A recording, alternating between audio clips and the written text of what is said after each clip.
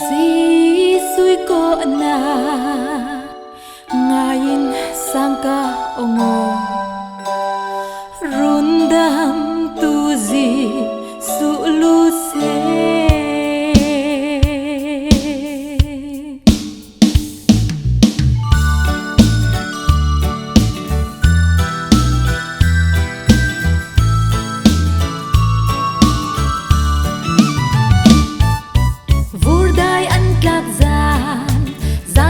Trim laya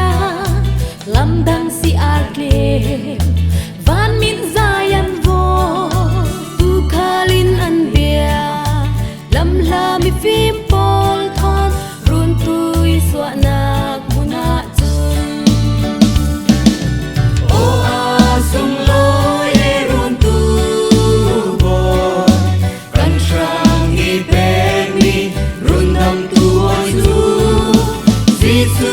in tôi ni a ko Giêsu sang akhana ummo Giêsu ko na ngayon sang ka ongo rundam tu Giêsu luse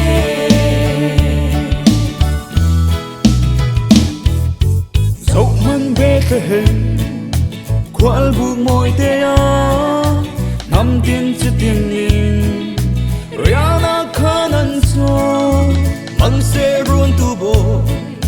Xin nhang trôi lại tê chú Cho rô quang sung ngã lung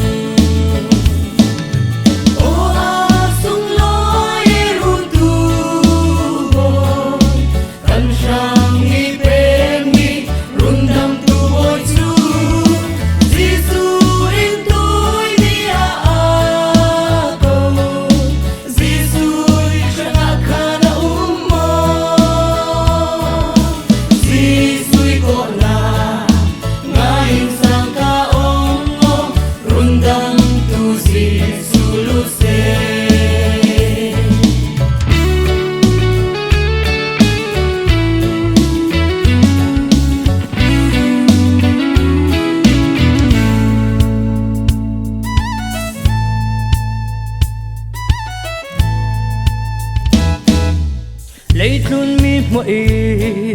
swal na kursunga run tu lavi van sang lai sana rundam tu Giêsu mi mo nun nak sunga luse atu aluse